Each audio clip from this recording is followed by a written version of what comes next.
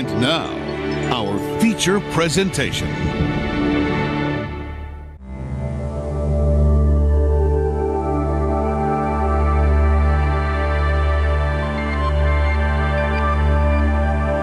One thing is for sure, your average adventure rider is not getting younger.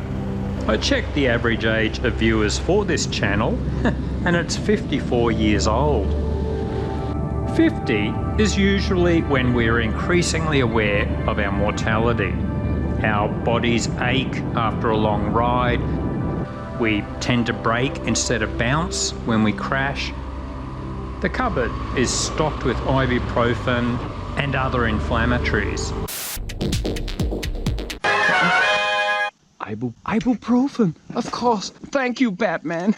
You're the best.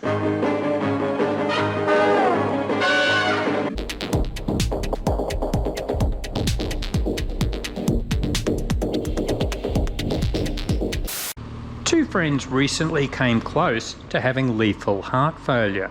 Others had cancer but are in remission so far. If health problems don't get you, possibly the bikes will. I was recently on a ride when a dual sport rider went off the track, crashed into a gully at fairly low speed, dead on impact. We performed CPR for an hour before the paramedics arrived. It caused a lot of soul searching in our little group.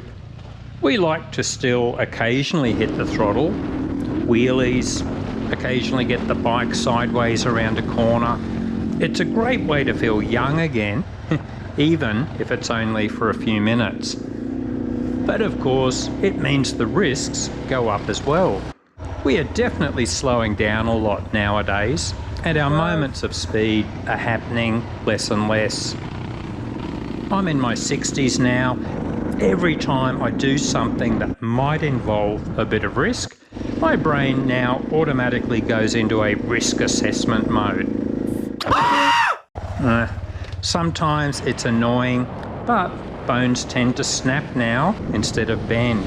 So, probably a good idea to be more cautious.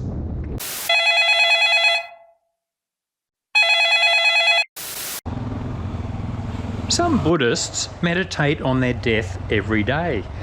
It sounds morbid, but I think it makes sense.